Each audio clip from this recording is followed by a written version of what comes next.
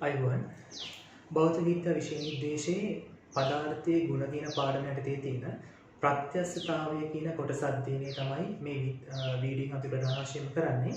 ප්‍රත්‍යස්ථතාවයට කියන ප්‍රත්‍යස්ථතාවය යටතේ තියෙන සියලුම සිද්ධාන්ත කරුණු පමණක් මේ වීඩියෝයේ කියලා අපි අවධානය යොමු කරනවා. ප්‍රත්‍යස්ථතාවයට අදාළ ගැටලු විසඳීම අපි ඊළඟ වීඩියෝයේ කරමු. පැහැදිලිද? අපි එහෙනම් මුලින්ම කතා කරමු ප්‍රත්‍යස්ථතාවය කියන්නේ මොකක්ද කියලා. උදාහරණයක් ගන්න රබර් පටියක්.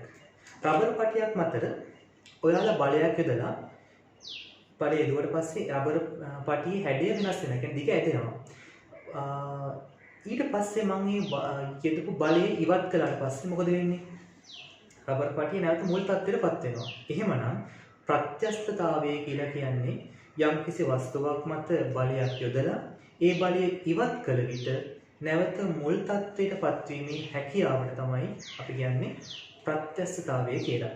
එතකොට මේ ප්‍රත්‍යස්ථතාව පෙන්වන ද්‍රව්‍ය වලට අපි කියනවා නම ප්‍රත්‍යස්ථ ද්‍රව්‍ය කියලා. උදාහරණයක් විදිහට රබර් පටියක් නැත්නම් ඉලාස්ටික් අන්න ඒ වගේ අපිට ගන්න පුළුවන්. පැහැදිලිද? හරි. එතකොට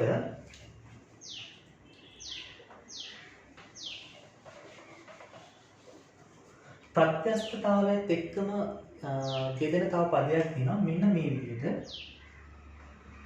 ප්‍රත්‍යස්ථ බලය නැත්තම් අපි තව නමක් කියනවා මේකට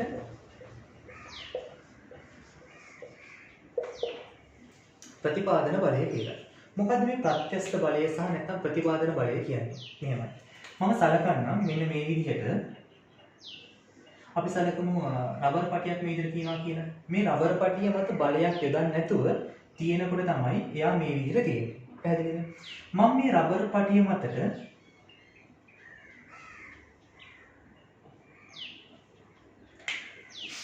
යම්කිසි F බලයක් යොදනවා.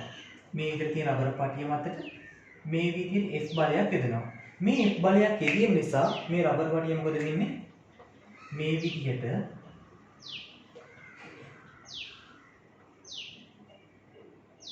දිග වැඩි වීම වෙන්න පටන් ගන්නවා. ආරම්භයේ තිබෙ මේ විදිහට එයා මත බලයක් යෙදීම නිසා රබර් පටිය මේ පැත්තට ගමන් කිරීම සිදු වෙනවා. එතකොට දැන් රබර් කියන්නේ පදාර්ථයක්. ඒතර මේ පදාර්ථය ඇතුළේ තියෙන අණු වලින් මේ විදිහට දකුණු දිශාවට බලයක් යොදනකොට රබර් පටිය හැදිලා තියෙන ද්‍රව්‍ය මත නැත්නම් අණු මත ඇති වෙනවා මේ බලය යොදන දිශාවට ප්‍රතිවිරුද්ධ දිශාවට බලයක්. අන්න ඒ බලයට තමයි අපි කියන්නේ මොකද්ද? ප්‍රත්‍යස්ථ බලය කියලා. මම ආයෙ කියන්නම්. ප්‍රත්‍යස්ථ ද්‍රව්‍යයක් මත යම්කිසි බලයක් යෙදීම නිසා ඒ පදාර්ථයේ ඇදලා තියෙන අණු මත ඇතිවන්නා වූ බලය යොදන දිශාවට ප්‍රතිවිරුද්ධව ක්‍රියා කරන බලයට තමයි අපි කියන්නේ මොකද්ද? ප්‍රතිපාදන බලය නැත්තම් ප්‍රත්‍යස්ථ බලය කියලා. එතකොට බලය යොදන්නේ මේ පැත්තට. එතකොට ප්‍රතිපාදන බලය ඇති වෙන්නේ මේ පැත්තට. පැහැදිලිද? හරි. අපි තව උදාහරණයක් සැලකමු.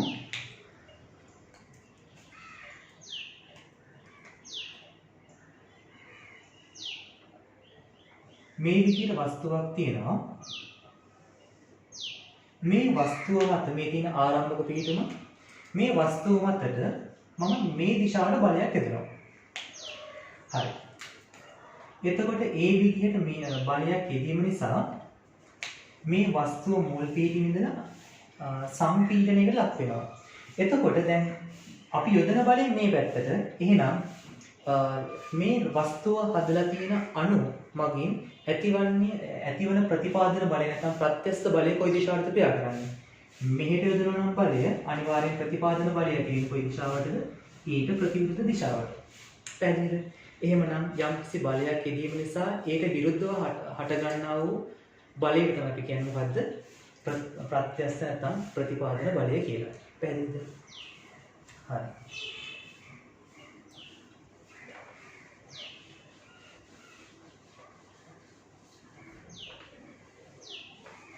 ඊළඟට මම කතා කරන්නම් මේ ප්‍රත්‍යස්ථතාවය කියන පාඩමේ අපිට වචන කිහිපයක් හම් වෙනවා.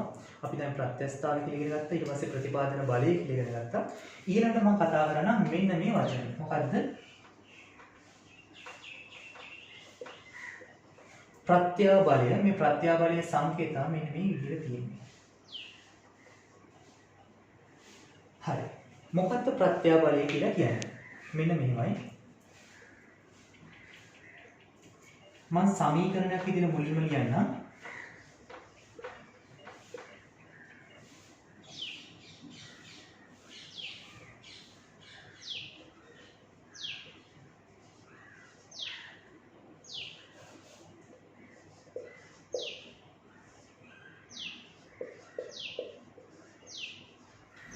ප්‍රත්‍යාබලය කියලා කියන්නේ යම්කිසි වර්ගඵලයක් යම්කිසි ඒකක වර්ගඵලයක් මත ලම්බකව ඇති වෙන බලයට තමයි අපි කියන්නේ ප්‍රත්‍යාබලය කියලා. මම මේක සංකේතයෙන් කියන්නම්. සමානයි f බෙදීම a කියලා ගන්න පුළුවන්. එතකොට මේ f කියන්නේ සරලව කියනවා නම් මේ ප්‍රත්‍යස්ත බලය මෙතන ප්‍රතිපාදන බලය තමයි. a කියන්නේ ඊට ලම්බකව තියෙන වර්ගඵලය.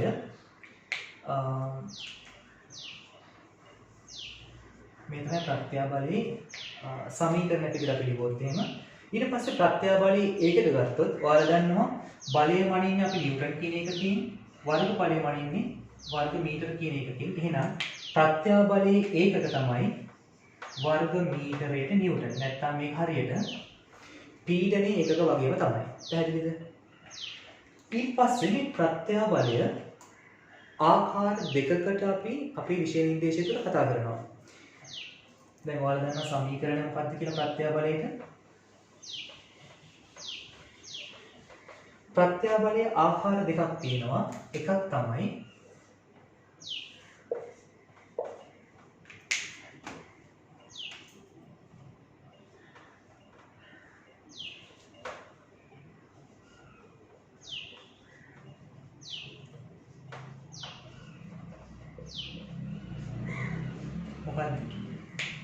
ආතන්‍ය ප්‍රත්‍යාබලය, අනික තමයි මොකද්ද? සම්පීඩක ප්‍රත්‍යාබලය. ළමයි මේක හරියට ලේසි අවබෝධ කරගන්න. ආතන්‍ය කියලා කියන්නේ අපි සාමාන්‍ය දිග ඇතීමක් කියලා තමයි අපි අදහස් කරන්නේ.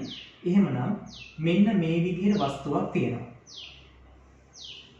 මේ තියෙන මේ වස්තුවේ ආරම්භක පීඨම කියලා හිතන්න.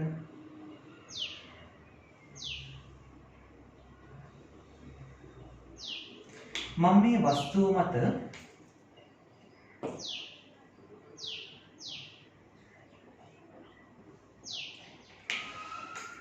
මේ දිශාවට බලයක් යෙදීම නිසා මෙයා මේ විදිහට දිගේ වැඩිවීමක් සිදු වෙනවා. එහෙමනම් ආතන්‍ය ප්‍රත්‍යාබලය කියලා කියන්නේ යම්කිසි වස්තුවක මුල් පිහිටීමේ ඉඳලා එයාගේ දිග වැඩිවීම නිසා ඇතිවන ප්‍රත්‍යාබලයට අපි කියනවා මොකද්ද? ආතන්‍ය ප්‍රත්‍යාබලය කියලා. එතකොට ආතන්‍ය ප්‍රත්‍යාබලයට වෙන සමීකරණ නැහැ. කලින් සමීකරණෙම තමයි තියෙන්නේ. එතකොට ආතන්‍ය ප්‍රත්‍යාබලය සමානයි බලය බෙදීම වර්ගඵලයම තමයි. හරි. එතකොට සම්පීඩක ප්‍රත්‍යාබලය කියන්නේ මෙන්න මේ අදහස. වචනයෙන්ම තේරෙනවා. මම සලකන ප්‍රත්‍යස්ත ද්‍රව්‍යයක් මේ විදිහට තියෙනවා. මේ ප්‍රත්‍යස්ත ද්‍රව්‍ය මත මම යම්කිසි බලයක් යෙදීම නිසා එයා මෙන්න මේ විදිහට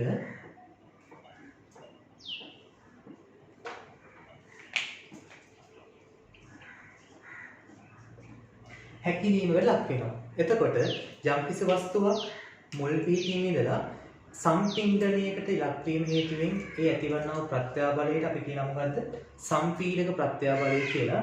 එතකොට සම්පීඩක ප්‍රත්‍යාබලයේ සමීකරණය බලය බෙදීම වර්ගඵලයම තමයි. පැහැදිලිද? right. ඊළඟට මේ කොටසේ තියෙන අපි අධ්‍යයනය කරන වචනේ තමයි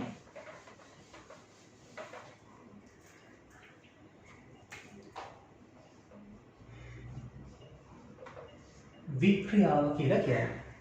මේ වික්‍රියාව කියන පදේ හඳුන්වන්න කලින් මම පොඩි පදයක් හඳුන්වන්නම් ඔයාලට.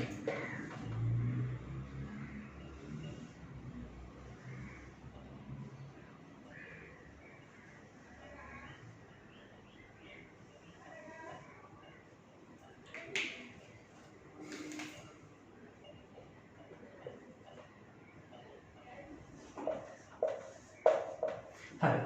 මේ විදිහට ප්‍රත්‍යස්ත වස්තුවක් තියෙනවා. මේ තමයි මේ ප්‍රත්‍යස්ත වස්තුවේ ආරම්භක නැත්නම් මුල් පිහිටීම. මේ ප්‍රත්‍යස්ත වස්තුව මත මම යම්කිසි බලයක් යෙදීම නිසා මේ වස්තුව මේ විදිහට මේ තත්ත්වයටපත් වෙනවා. එතකොට ඔයාලට පේනවා මේකේ ආරම්භක අවස්ථාව මේක, ඊළඟ අවස්ථාව තමයි මේ අවස්ථාව. එතකොට මේකෙදි මෙන්න මේ ප්‍රමාණයක් දිග වැඩි වෙලා තියෙනවා. මම මේක සංකේතවත් කරන්නම් e කියලා. එහෙමනම් මේ e කියලා කියන්නේ වැඩි වූ දිග. මම සිම්පල් l කියලා ගන්නම්. මොකද්ද? l කියලා කියන්නේ ආරම්භක දිග. එතකොට මෙන්න මේ විදිහට වැඩි වූ දිග නැත්නම් දිගේ සිදුවන වෙනසට අපි යමක් කියනවා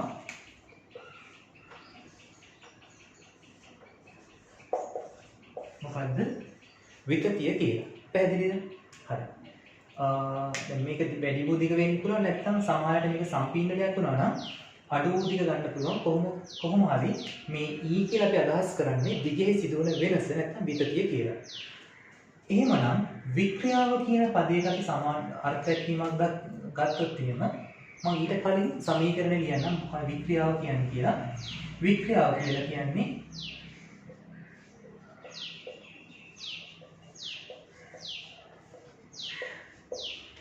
දිගෙහි සිදුවන වෙනස බෙදනවා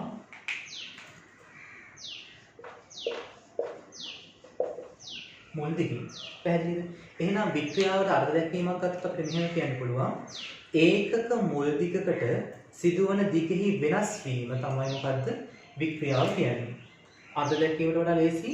ඔයාලා මේ සමීකරණ මතක තියාගන්න. දිගේ සිදුවන වෙනස ඒක වැඩි වීමක් වෙන්න පුළුවන්, අඩු වීමක් වෙන්න පුළුවන්. ඒ අගේ බෙදෙනා මොකෙන්ද? ආරම්භක දිගින් නැත්නම් මුල් දිගින්. සමීකරණයක් ඉදිරි ලියුවොත් එහෙනම් අපිට මෙහෙම ගන්න පුළුවන්. E බෙදීම L. එහෙනම් වික්‍රියාව සමානයි E බෙදීම L. එතකොට වික්‍රියාවේ ඒකක ගත්තොත් ඔයාලා දන්නවා දිගමනින්නේ මීටර වලින්, මුල් දිගමනින්නේ මීටර වලින්. එහෙනම් වික්‍රියාව හොඳට මතක තියාගන්න ඒකක නැහැ. ඒකක නැත.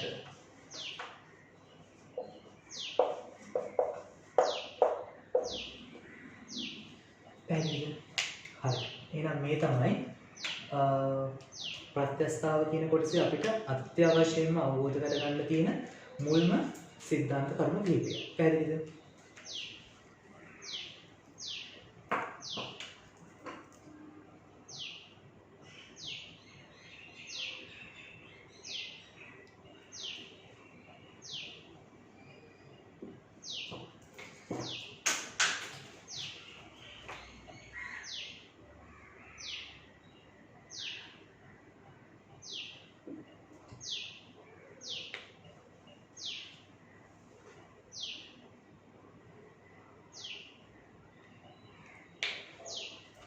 හරි.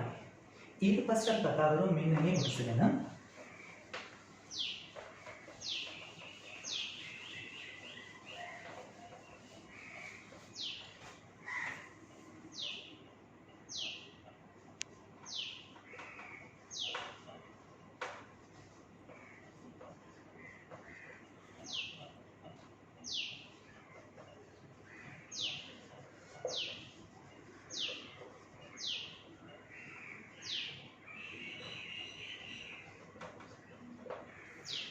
තන්‍ය ද්‍රව්‍යයක් සඳහා ප්‍රත්‍යාබල වික්‍රියා හැඩේ වෙනස් වීම නැත්නම් ප්‍රස්ථාරයට අපි අදහස් කරන්නේ. හරි. මම මුලින්ම කියන මොකද්ද මේ තන්‍ය ද්‍රව්‍යයක් කියන්නේ කියලා. තන්‍ය ද්‍රව්‍ය කියලා අපි අදහස් කරන්නේ යම් කිසි වස්තුවක් මතට බලයක් යදුවම ඒ වස්තුව ටික වැඩි වීම සිදුවෙන ඊට පස්සේ වැඩි වීම සිදුවන ද්‍රව්‍යයක්. උදාහරණයක් වශයෙන් ගත්තොත් එහෙම කම්බියක්. පැහැදිලිද? සාමාන්‍යයෙන් තන්‍ය ද්‍රව්‍යයක අපි යම් කිසි සීමාවක් තුළට වඩා වැඩිපුර බලයක් තිබෙන නිසා එයාගේ හැඩය වෙනස් වෙන්න පුළුවන්. හරි. මම ඒක මේ ප්‍රස්ථාරයෙන්ම අදහස් අවබෝධ කරගන්නම් ඔයාලට. අපි මේව සංකේතවත් කරමු. මේ ප්‍රස්ථාරයේ මම x අක්ෂයට ගන්නේ වික්‍රියාව කියන පදය, y අක්ෂයට මම ගන්නවා ප්‍රත්‍යාබලය කියන භෞතික රාශිය. පැහැදිලිද? එතකොට මේ තන්‍ය ද්‍රව්‍යයක් සඳහා නැත්නම් කම්බියක් වගේ ද්‍රව්‍යයක් සඳහා මම මේ ප්‍රස්ථාරය ඇඳොත් එහෙම මෙන්න මේ ආකාරයක් තමයි තියෙන්නේ.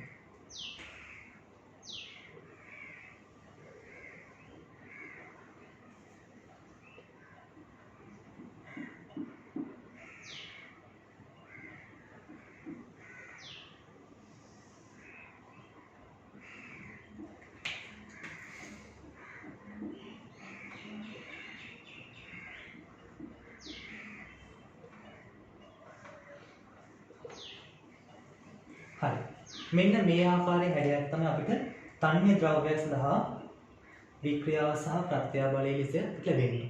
හරි. මම මෙන්න මේ එක් ලක්ෂණ නම් කරන්නම් ඔයාලට මොකක්ද කියලා. මම මෙතන නම් කරන්නම් O කියලා. මේ O සිට A දක්වා ඔයාලට පේනවා O සිට A දක්වා තියෙන ලක්ෂණය තමයි මේක. වික්‍රියාව සහ ප්‍රත්‍යාබලය සමානුපාතික ලෙස වැඩි වෙනවා. එහෙමනම් අපි කියනවා මෙන්න මේ OA සීමාවට කියනවා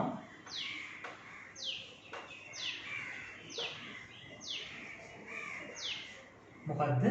සමානුපාතික සීමාව. ඒ සමානුපාතික සීමාව කියලා අපි අදහස් කරන්නේ වික්‍රියාව සහ ප්‍රත්‍යාබලය අනුලෝම සමානුපාතිකත්වයක් තියෙනවා. පැහැදිලිද? right. ඒක නිසා තමයි මේ OA ආකාරයේ හැඩය සරල රේඛාවක් වගේ තියෙන්නේ. ඊට පස්සේ දැන් A වලින් පස්සේ ඔයාලට කියන මේ ප්‍රස්ථාරයේ යම්කිසි සුළු වක්‍ර ගතියක් වෙලා තියෙනවා. එතකොට අපි කියනවා මෙන්න මේ සීමාවට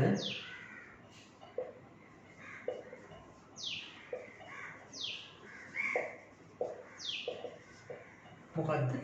ප්‍රත්‍යස්ත සීමාව කියලා. තමයි මේක කතාව මෙතන. දැන් ඔයාලා දන්නවා සමානුපාතික සීමාව තුළ වික්‍රියාව සහ ප්‍රත්‍යාබලය සමානුපාතික ලෙස වැඩි වෙන්නේ. ඊට පස්සේ හැබැයි ඒ වලින් පස්සේ ඒ කියන්නේ ප්‍රත්‍යස්ත සීමාව තුළ වික්‍රියාව සහ ප්‍රත්‍යාබලය සමානුපාතික ලෙස වැඩි වෙන්නේ නැහැ.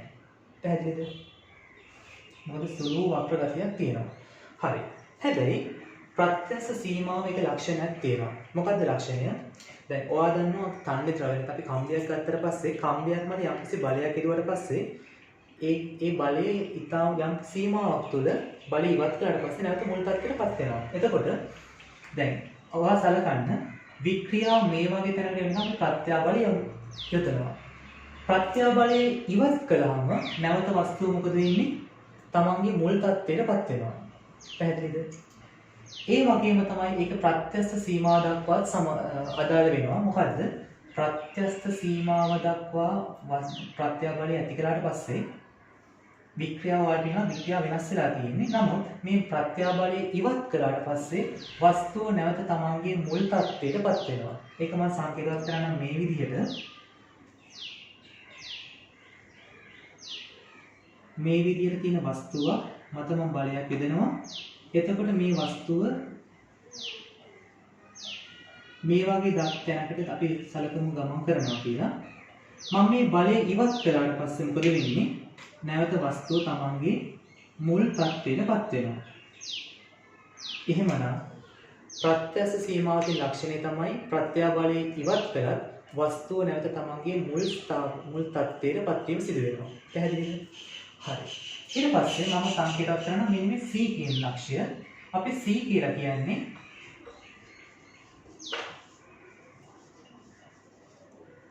මොකද්ද? අවනති ලක්ෂය. මේ අවනති ලක්ෂය කියන්නේ මෙහෙමයි. ළමයි අපි උදාහරණ කම්බියක් ගන්න.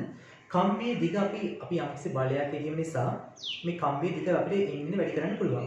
හැබැයි එක අවස්ථාවක් තියෙනවා අපි කම්බිය මත ගොඩක් විශාල බලයක් යොදලා ඒ බලය ඉවත් කළත් කම්බිය තමන්ගේ නැවත මුල් තත්ත්වයටපත් වෙන්නේ නැති. එහෙමනම් මෙන්න මේ B වලින් පස්සේ අපි කියනවා වස්තුව මත යෙදපු ප්‍රත්‍යාබලය ඉවත් කළත් වස්තුව තමන්ගේ මුල් පිහිටීමට එන්නේ නැහැ කියලා. එහෙනම් අවනති ලක්ෂයක ලක්ෂණය තමයි මේ විදිහට වස්තුව මත වැඩි ප්‍රත්‍යාබලයක් යොදලා ප්‍රත්‍යාබලය ඉවත් කළත් වස්තුව තමන්ගේ මුල් තත්ත්වයටපත් වෙන්නේ අපි සංකේතවත් කරන මෙන්න මේ ආකාරයෙන්.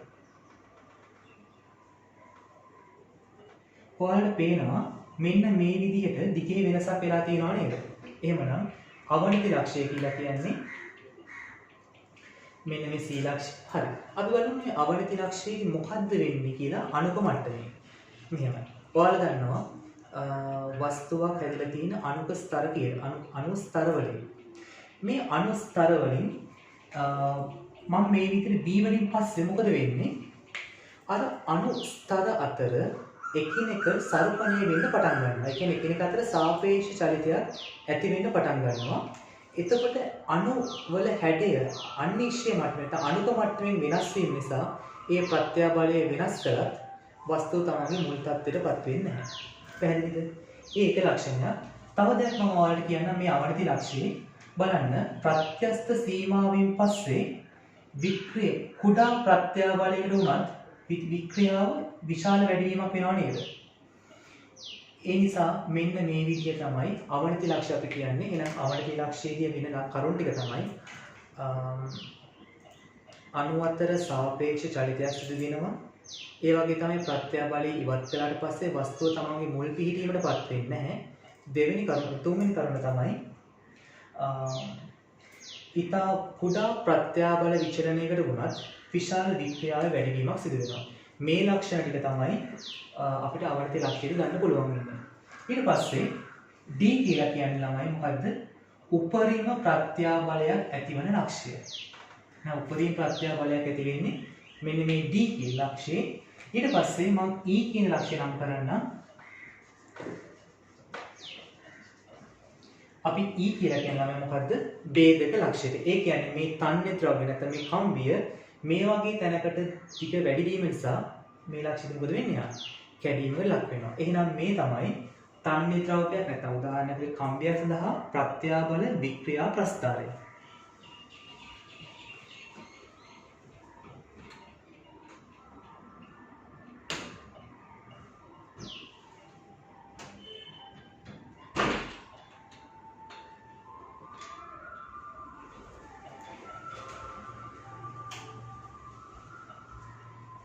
right. එතකොට එහෙනම් මෙන්න මේ ලක්ෂණ ටික ඔයාලා අනිවාර්යෙන් මතක තියාගන්න. සම මේ ප්‍රස්ථාරයේ හැඩය මතක තියාගන්න. දැන් අපි මේ ප්‍රස්ථාරයේදී වික්‍රියාව සහ ප්‍රත්‍යාබලය නමුත් මතක තියාගන්න මේ ප්‍රස්ථාරයේම අපි විතතිය සහ නැත්නම් දිගේ සිදුවන වෙනස සහ බලය සඳහා ඇඳත් මේ ආකාරයටම තමයි ඉන්නේ. පැහැදිලිද? right. අපි ඊට පස්සේ යමු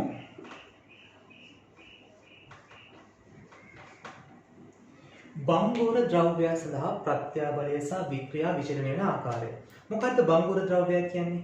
උදාහරණ සලකන්න වීදුරු කැබල්ලක්.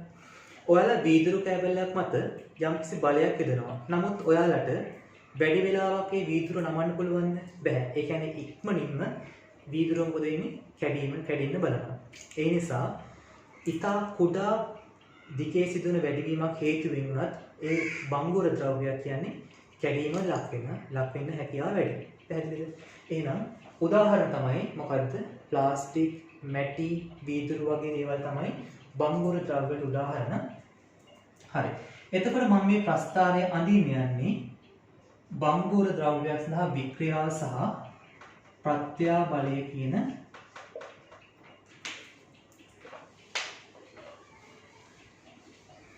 අතර තියෙන සම්බන්ධය ගැන.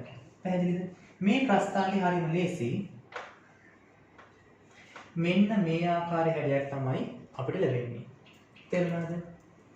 ඒ කියන්නේ ඒක ඇත්තටම ලක්ෂ දෙකයි තියෙන්නේ. මොකද්ද? එක අපි කියනවා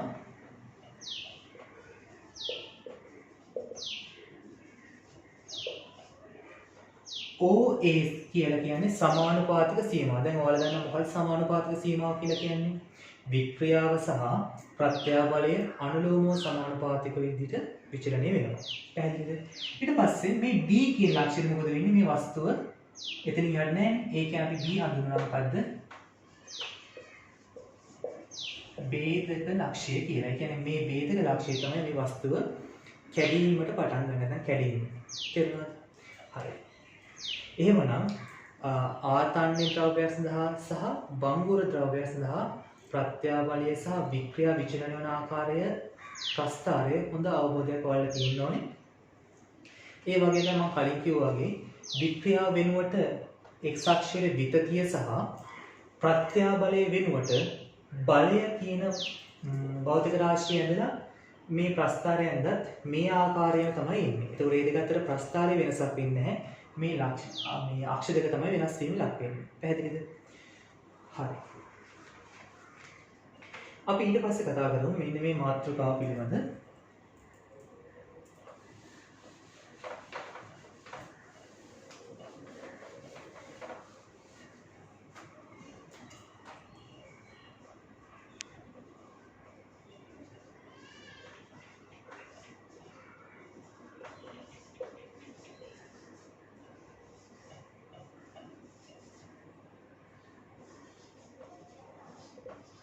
මොකද්ද? ප්‍රත්‍යස්ථතාවයේ පිළිබඳ හුක් නියමය. මෙහෙමයි. දැන් ඔයාලා මතක් කරගන්න අපි කලින් අද ප්‍රස්ථාර දෙක. ඒක ආතන්‍ය හෝ බංගුර අවුලක් නැහැ. ඔයාලට මතකයි සමානුපාතික සීමාව කියලා කොටසක් තිබුණා. මේ සමානුපාතික සීමාව මොකක්ද උනේ? වික්‍රියාව සහ ප්‍රත්‍යාබලය අනුලෝම සමානුපාතික විදිහට වෙනස් වෙනානේ. හරි. එහෙමනම් මේ නියමයෙන් කියන්නේ ඒකම තමයි.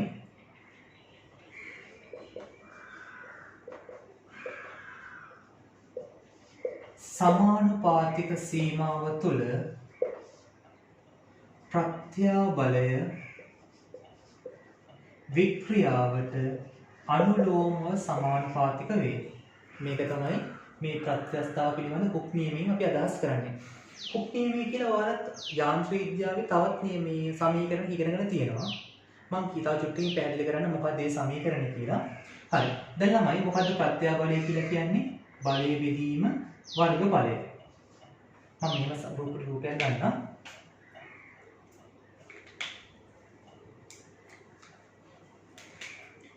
මේ විදිහට වස්තුවක් තියෙනවා. මෙයාගේ මුල් දිග මම සලකන්නම් L කියලා. මෙයාගේ හරස්කඩ වර්ගඵලය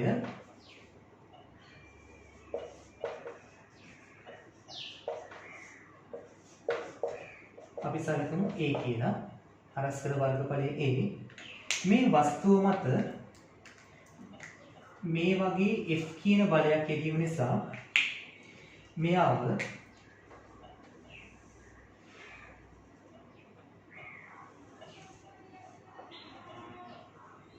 මම මේ වගේ තත්යකට පත් කරනවා.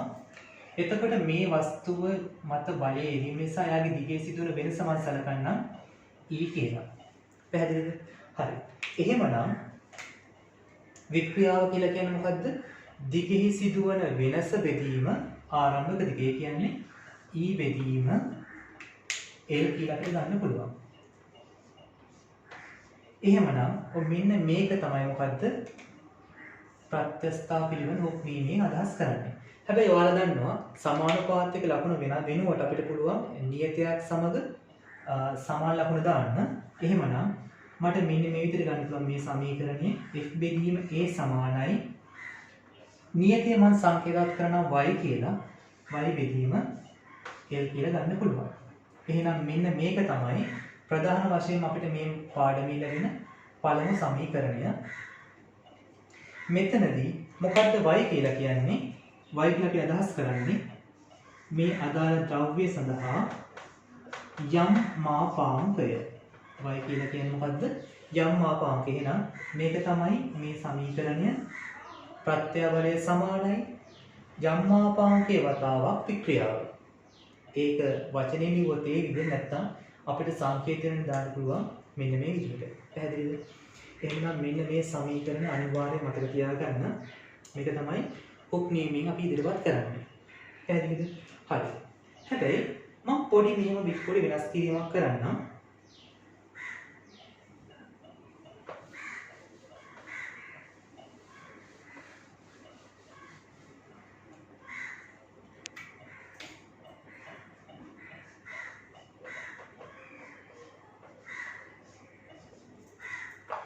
හරි.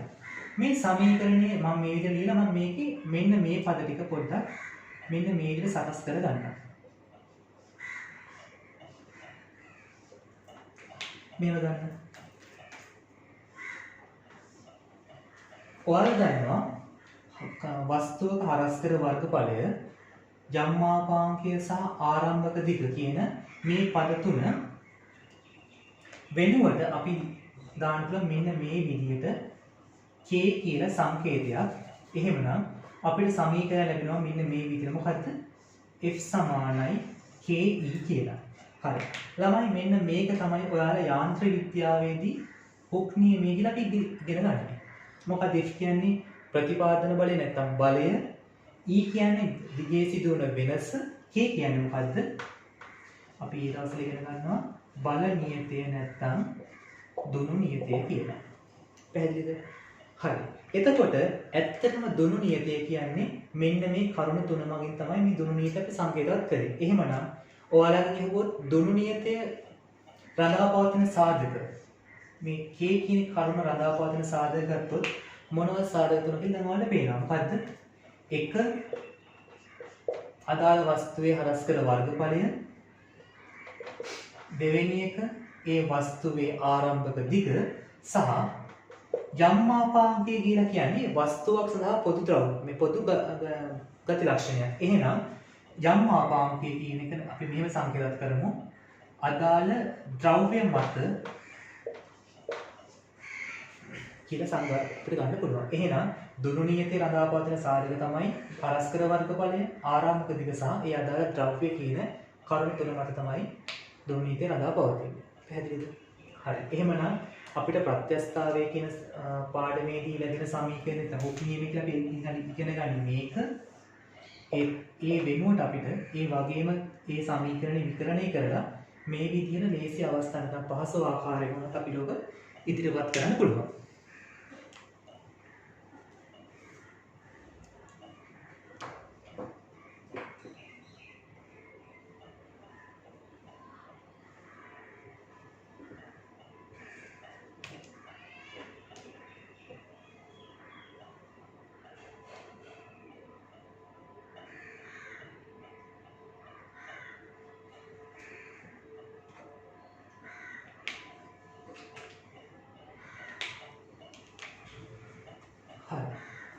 අපි ඊට පස්සේ කතා කරමු මෙන්න මේ කරුණ මත මාතෘකාව මොකද්ද? ඇති කම්බිය ගබඩා වන ප්‍රත්‍යස්ථතා විභව ශක්තිය.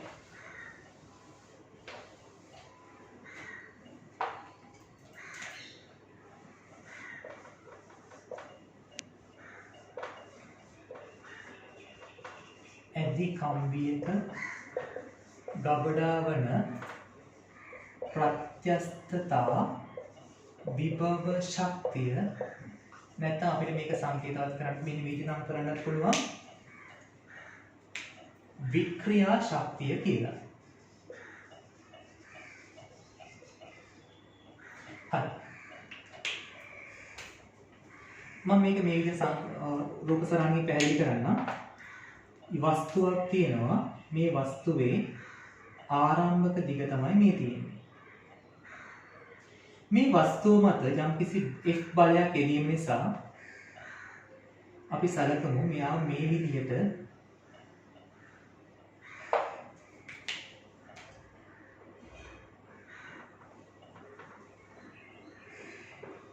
දිග වෙනස් වීම ලකුණ. මම සලකන දිගේ සිදුවන වෙනස් වීම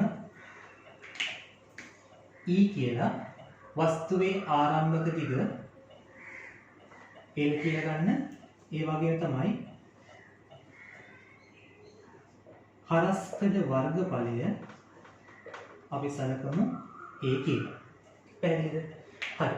එහෙමනම් ඇදිකම්බි ගබඩාන ප්‍රත්‍යස්ථ විභව ශක්තිය පිළිබඳ අපිට මෙන්න මෙහෙම ගන්න පුළුවන් සමීකරණයක් මොකද්ද? ශක්තිය මම ගන්න E කියලා නැත්නම් මේ ප්‍රත්‍යස්ථ විභව ශක්තිය නැත්නම් වික්‍රියා ශක්තිය E කියලා ගත්තොත් මෙන්න මේක තමයි සමීකරණය. මොකද්ද? භාගය වැඩි කිරීම ප්‍රත්‍යාබලය සමාන ප්‍රත්‍යස්ථ බලය වැඩි කිරීම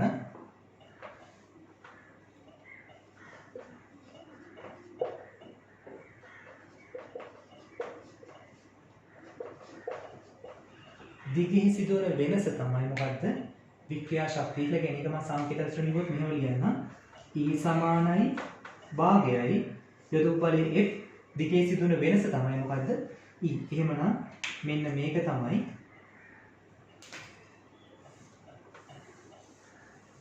වික්‍රියා ශක්තිය කියලා කියන්නේ. පැහැදිලි නැත්නම් ඇදිකම්බි ගබඩාන ප්‍රත්‍යස්ථ විභව ශක්තිය කියලා කියන්නේ භාගයයි Fe නැත්නම් බලය වතාවක් දිගේ සිදුවන වැඩි වීම. පැහැදිලිද? හරි. මම ඊට පස්සේ මේ සමීකරණ ඇතුලේ තව දෙයක් මම ඔයාලට ඉදිරිපත් කරන්න. මොකද්ද?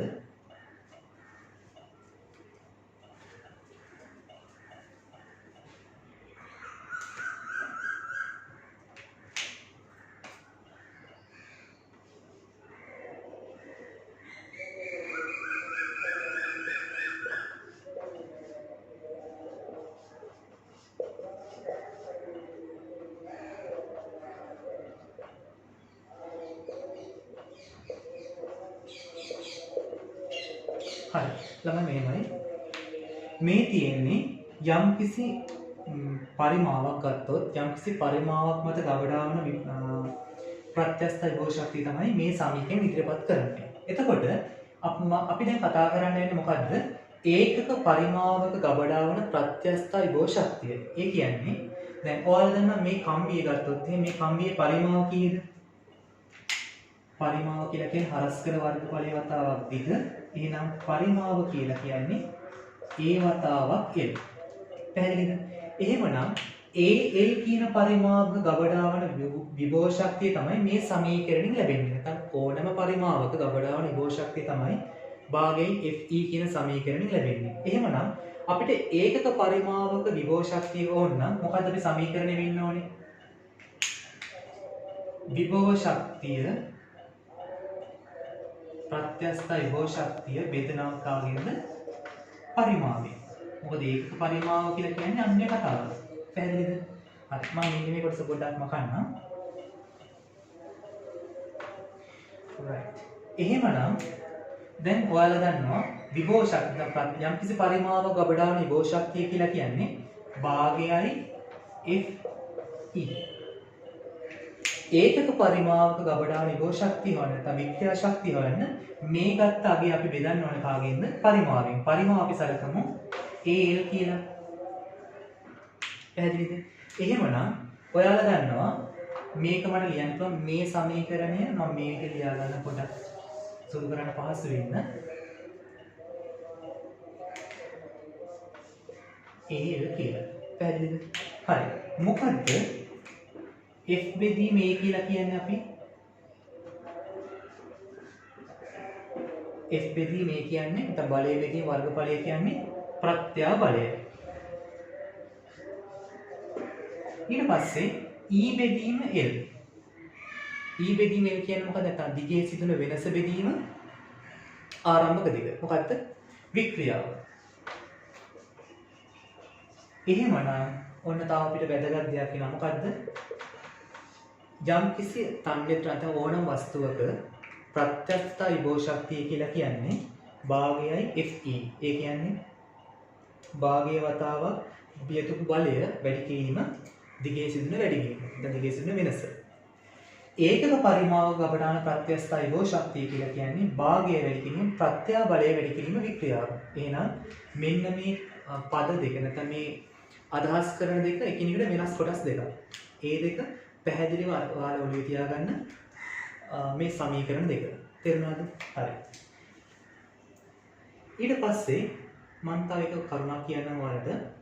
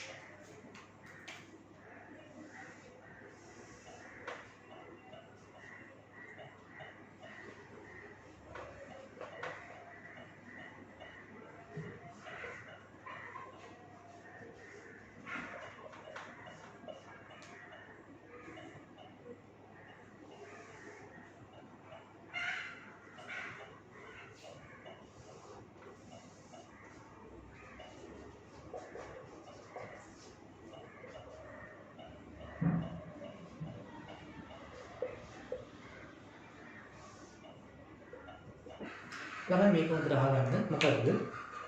අපි යම්කිසි ප්‍රස්ථාරයක් අඳිනවා විතතිය සහ බලය අතර. නැත්නම් විතතියට එරෙහිව බලය. මේ ප්‍රස්ථාරයේ යටවන වර්ගඵලයෙන් අදහස් කරන්නේ මොකද්ද? ගබඩා වන ප්‍රත්‍යස්ත විභව ශක්තිය. ඒ හේතුව සමීකරණයෙන්ම කියනවා භාගයයි FE කියලා. තේරුණාද? එතකොට වික්‍රියාව සහ ප්‍රත්‍යා බලය අතර ප්‍රස්ථාරයක් ඇන්දොත් ඒ ප්‍රස්ථාරයේ යටවන වර්ගඵලයෙන් අදහස් කරන්නේ මොකද්ද? ඒකක පරිමාවක ගබඩා වන ප්‍රත්‍යස්ත විභව ශක්තිය. එතකොට එහෙනම් මේ ප්‍රස්ථාර දෙකෙන් ප්‍රස්ථාරවල වර්ගඵලයන් වලින් නිරූපණය කරන්නේ එකිනෙකට වෙනත් රාශි දෙකක්. පැහැදිලිද? මේ ප්‍රස්ථාරය යටවන වර්ගඵලයෙන් ඉදිරිපත් කරන්නේ ප්‍රත්‍යස්ථ බෝ ශක්තිය වික්‍රියාව සහ ප්‍රත්‍යාව බලය කියන ප්‍රස්ථාරයේ යටවන වර්ගඵලයෙන් ඉදිරිපත් කරන්නේ ඒක පරිමාව ගබඩාවන ප්‍රත්‍යස්ථ බෝ ශක්තිය. පැහැදිලිද? හරි. මෙන්න මේ කරුණු දෙකත් ඔයාලා හොඳට ඔළුවේ තියාගන්න.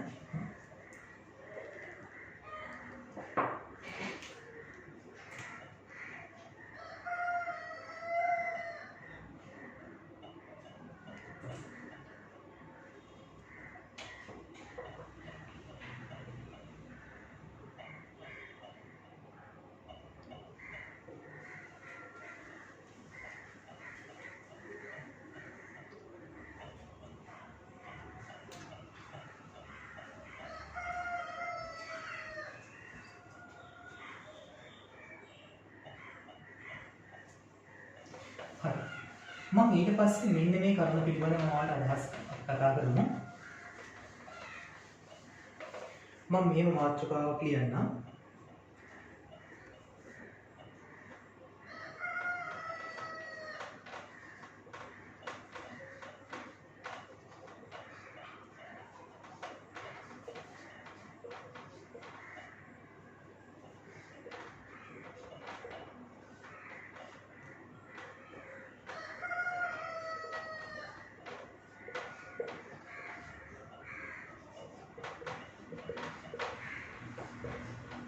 මොකද්ද මේ පදයෙන් කියන්නේ? දෙකලවරින් සම්බන්ධ කළ දණ්ඩක උෂ්ණත්වය වැඩි කළ විට ඇතිවන බලය. මෙහෙමයි. දැන් මම මෙන්න මේ විදිහට දණ්ඩක් සලකන්නම්. මේ දණ්ඩ දෙකලවර යම්කිසි දෘඩ ලක්ෂ දෙකකට සම්බන්ධ කරලා තියෙනවා. එතකොට එයාට මෙන්න මේ විදිහට තමයි තියෙන්නේ.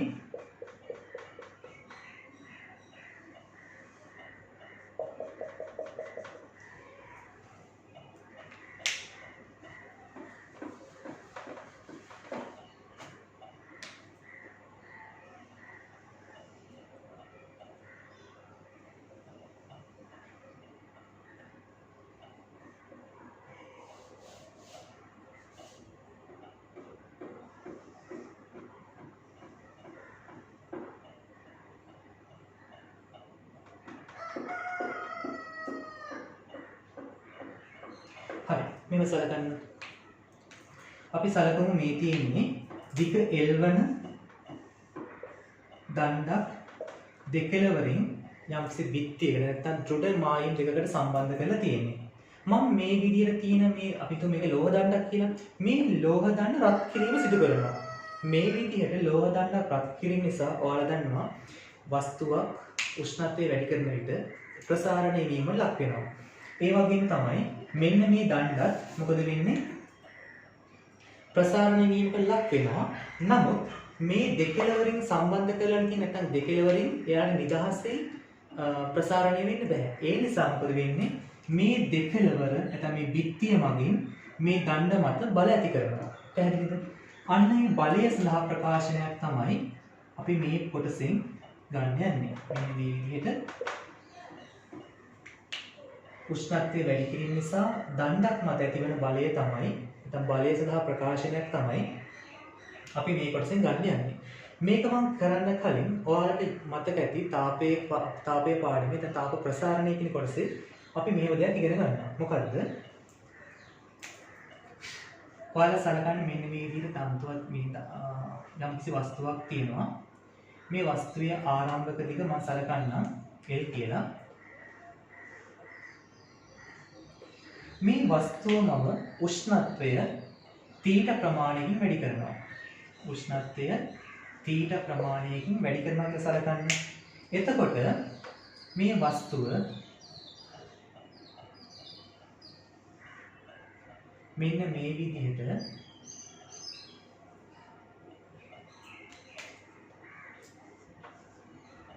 ඩෙල්ටා L ප්‍රමාණයක් එයාගේ දිග වැඩි වුණා කියලා සලකන්න. පැහැදිලිද? හරි. අපි ඉගෙන ගන්නවා මෙන්න මෙහෙම දෙයක්. මොකද්ද? මේ විදිහට වස්තුවක් උෂ්ණත්වය වැඩි කිරීම නිසා වස්තුවේ සිදුවන දිගේ වෙනස නැත්නම් ඩෙල්ටා L කරුණු දෙකක් මත රඳා පවතිනවා. එකක් තමයි මොකද්ද? මේ වස්තුවේ නැත්නම් මේ දණ්ඩේ ආරම්භක දිග. දෙවෙනි කරුණ තමයි උෂ්ණත්වයේ සිදුවන වැඩිවීම. මම මේ θ කියලා ගත්තේ උෂ්ණත්වයේ සිදුවන වැඩිවීම. එහෙමනම් ඩෙල්ටා L නැත්නම් දිගේ සිදුවන වෙනස මේ කරුණු දෙක මත නයි රඳා පවතින්නේ. අපිට ගන්න පුළුවන් මෙන්න මෙහෙම සම්බන්ධයක් මොකද්ද? ඩෙල්ටා L අනුලෝමව සමානුපාතිකයි L සහ θ කියන කරුණු දෙක මත. පැහැදිලිද? එතකොට මම මේ සමානුපාතික ලකුණ වෙනුවට නියතයක් දාන්නම්. සමාන ලකුණ දාලා නියත දානවා.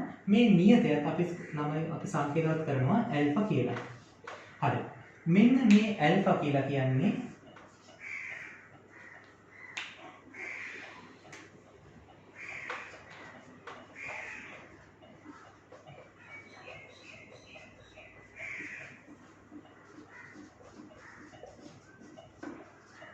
මොකද්ද? රේඛීය ප්‍රසාරණතා සංගුණකය. මම හිතනවා ඔයාලට තාපය කියන පාඩමේ තාප ප්‍රසාරණය පිළිබඳ අවබෝධයක් තියෙනවා ඇති. ඒ තාප ප්‍රසාරණ අපි අධ්‍යයනය කළාට පස්සේ මේ සමීකරණ ඉගෙන ගන්නවා. එහෙනම් ඩෙල්ටා L සමානයි L ඇල්ෆා θ. ඇල්ෆා කියන්නේ මොකද්ද? රේඛීය ප්‍රසාරණතා සංගුණකය. රේඛීය ප්‍රසාරණතා සංගුණකය කියලා කියන්නේ යම්කිසි ද්‍රව්‍යයකට පොදු වූ ලක්ෂණයක්. ඒ කියන්නේ අපි ගමු කොපර් කම්බියක් සහ ඇල්යුමිනියම් කම්බියක් ගත්තොත් කොපර් වල සහ ඇල්යුමිනියම් වල මේ රේඛීය ප්‍රසාරණතා සංගුණකය එකිනෙකට වෙනස්. පැහැදිලිද? කියන්නේ කොපර් වලට එක අගයක් තියෙනවා, ඇල්යුමිනියම් වල තියෙන මෙන්න රේඛීය ප්‍රසාරණතා සංගුණකය. හරි. එතකොට මම මේ සමීකරණ ඉදිරිපත් කළේ ඔයාලට කවුරු හරි මේක දන්නේ නැත්නම් මොකද්ද? යම්කිසි වස්තුවක් උෂ්ණත්වය වැඩි කිරීම නිසා ඒ වස්තුවේ සිදුවන දිගේ වෙනස සමානයි කාටද? L ඇල්ෆා θ ට. තේරුණාද? හරි. මේ සමීකරණ වල මතක තියාගන්න.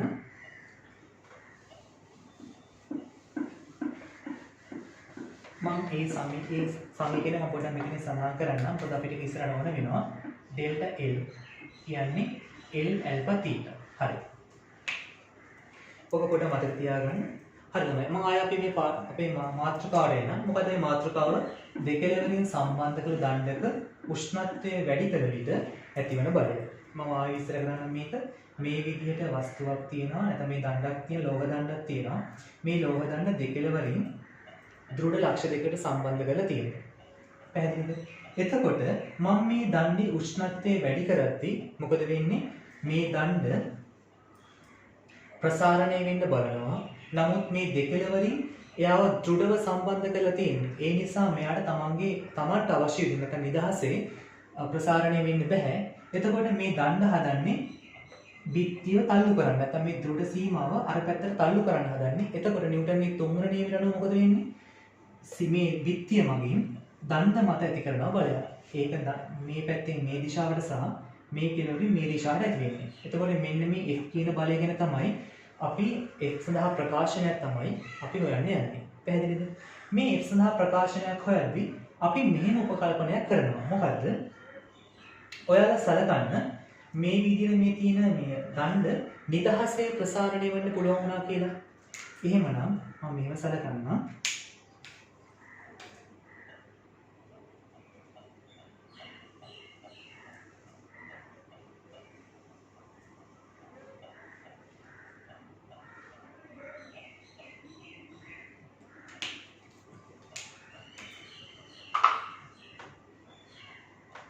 උෂ්ණත්වය තීට ප්‍රමාණයෙන් වැඩි කළ විට අපි සලකමු මෙයා නිදහසේ ප්‍රසාරණය වෙනවා කියලා. එහෙනම් නිදහසේ ප්‍රසාරණය වෙනවා නම් දිගේ සිදුවන වැඩිවීම නැත්නම් ඩෙල්ටා L මේක වුණාම අපිට සංකේතවත් කරන්න පුළුවන් E කියලා. මම ඩෙල්ටා L කියලා පදේ භාවිතා කළා. එහෙනම් මේ විදිහට ඩෙල්ටා L ප්‍රමාණයක් මේ පැත්තට වැඩි වුණා. තව දෙයක් තමයි දැන් ඔයාලට දෙන්න පුළුවන් දණ්ඩේ පැත්තට විතරද වැඩි වෙන්නේ කියලා නැහැ.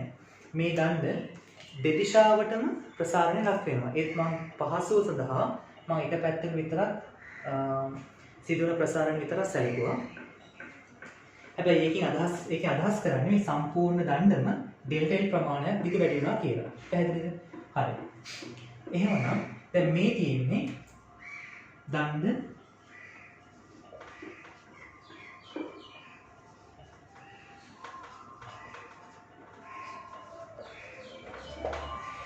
නිදහසේ ප්‍රසාරණය වුණා පස්සේ සිදුවන වෙනස. පැහැදිලිද? එතකොට දැන් අපි මේ අහලා තියෙන බලය හොයන්න අපි මෙහෙම උපකල්පනයක් භාවිතා කරනවා. මොකක්ද උපකල්පනය? මේ විදිහට උෂ්ණත්වයේ වැඩිවීම නිසා ඇතිවන බලය සමාන වෙනවා කියලා අපි සලකනවා. මොකටද? ඔයාලා සලකන්නේ මේ දණ්ඩ නිදහසේ ප්‍රසාරණය වුණාට පස්සේ මේ ප්‍රසාරණය වෙන ස්ථානයේ සිට නැවත මුල් තත්ත්වයට පත් කරන්න අපි යොදන්න ඕන බලය සමානයි කියලා සලකනවා. මොකටද? මෙන්න මේ දණ්ඩ මගින් නැත්නම් මේ දණ්ඩ මත ඇතිවන බලයට. මම ආයෙ කියන්නම්. මොකද්ද? මේ විදිහට මේ දණ්ඩ උෂ්ණත්වයේ තීට ප්‍රමාණයකින් වැඩි වුණා. උෂ්ණත්වයේ තීට ප්‍රමාණයකින් වැඩි වුණාට පස්සේ අපි සැලකුවා මොකද්ද? මේ දණ්ඩ නිදහසේ ප්‍රසාරණය වුණා කියලා. නිදහසේ ප්‍රසාරණය වුණා නම් මේ වගේ පිහිටීමකට එන්නේ. ඔය වගේ පිහිටීමකට ආවට පස්සේ මම මොකද කරන්නේ? මෙන්න මෙහෙම දෙයක් කරනවා. යම් කිසි බලයක් යොදනවා. යම් කිසි බලයක් යොදලා මම සලකන්නේ F කියලා. F කියන බලයක් යොදලා සම්පින්ඩණය කරලා නැවත අර මුල් තත්ත්වයට ගේනවා.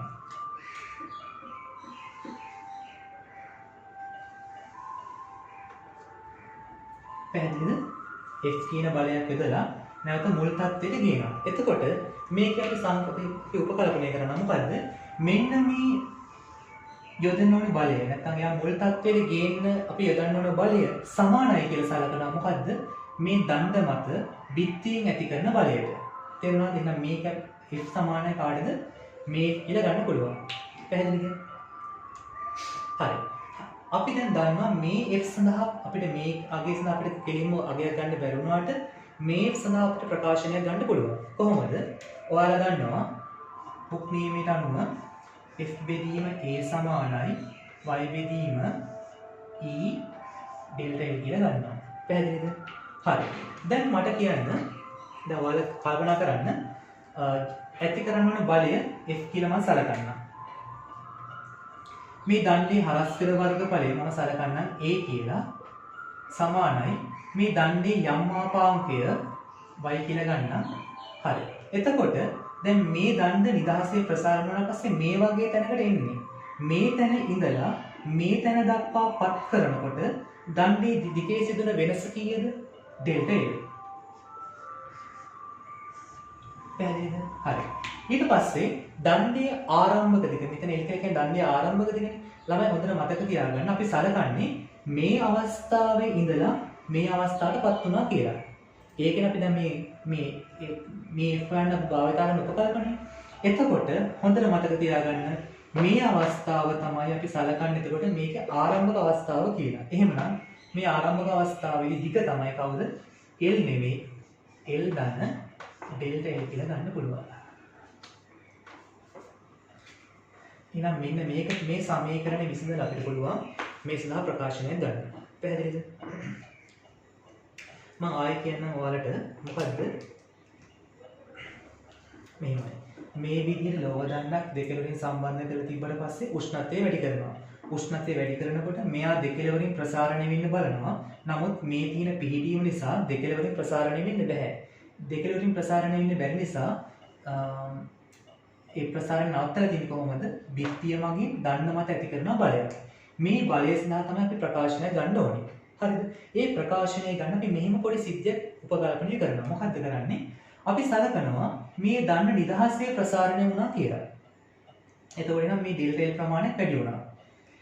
මේ නිදහසේ ප්‍රසාරණය වුණ දණ්ඩ නැවත මුල් පිහිටීමට, කියන්නේ මේ පිහිටීමට පත් කරන්නේ. ඒකම තමයි මෙතන හදලා තියෙන්නේ. මේ අවස්ථාවේ ඉඳලා මේ අවස්ථාව දක්වා පත් කරන්න යොදන්න ඕන බලය තමයි මේ බලය කියලා කියන්නේ කියලා අපි උපකල්පනය කරනවා. එහෙනම් මේ අවස්ථාවේ තියෙන දණ්ඩක් මේ අවස්ථාවට පත් කරන්න ඕනේ. එතකොට F කියන බලයක් යොදලා මේ විදිහට පත් කරලා තියෙනවා. එතකොට මම මේ අවස්ථාවට තමයි මේ සමීකරණය දාලා තියෙන්නේ. එහෙනම් F බෙදීම A සමානයි y යම් මාපාංකයේ වතාවක් දිගේ සිදුන වෙනස බෙදනවා L ධන ඩෙල්ටා L කියලා.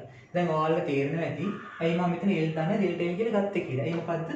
මේක තමයි ආරම්භක අවස්ථාව. මේ පිහිටුමේ තියෙන වස්තුව තමයි නැත්නම් දණ්ඩ තමයි මේ තත්ත්වයටපත් කරේ.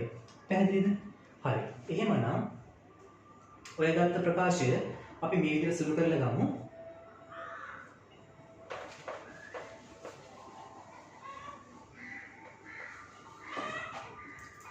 ඔයාලා දන්නවා ඩෙල්ටා L කියලා කියන්නේ මෙන්න මේ සමීකරණයෙන් අපිට ගන්න පුළුවන්. එහෙමනම්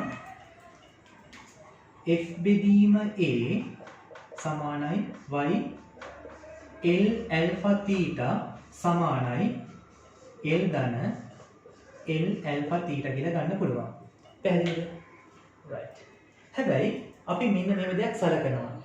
ළමයි දැන් මේ විදිහට ප්‍රසාරණය වෙද්දී යම්කිසි වස්තුවක උෂ්ණත්වය වැඩි වීම නිසා සිදුවන ප්‍රසාරණය ඉතාමත් කුඩායිනේ. ඒ නිසා මේ L කියන පදයට L alpha theta නැත්නම් delta L එකතු කරාට මම මෙහෙම ගන්නම්.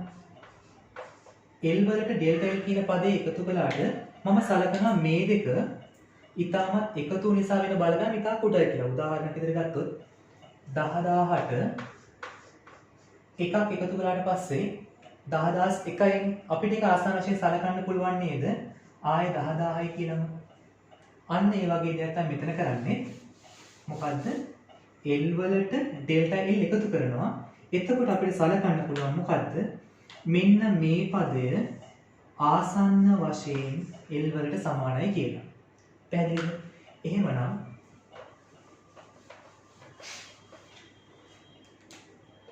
මම මෙතන ලියන්න f බෙදීම a සමානයි y L alpha theta. මෙතන අපිට ගන්න පුළුවන් L ධන delta L කියන්නේ කීයද? ආසන්න වශයෙන් L කියලා ගන්න පුළුවන්. එතකොට නම් අපිට මෙන්න මේ විදිහට L ට කැපෙනවා. එහෙනම් මම x උක්ත කළොත් එහෙම වෙනවා මේ වගේ ප්‍රකාශනයක් a e y alpha theta කියලා. එහෙනම් මේ තමයි මොකද්ද? අර දිග වැඩි ප්‍රසාරණය මුදන්න නැවත මුල් තත්ත්වයට පත් කරන්න අපි යොදන්න ඕන බලය. මේ බලය සමානයි කියලා අපි සලකනවා මොකද්ද? දණ්ඩ මත බිත්තියෙන් ඇතිවන තෙරපුම් බලය. තේරුණාද? එහෙනම් මේ x අපිට ගන්න පුළුවන් කවුද? මේ ප්‍රකාශය. තේරුණාද?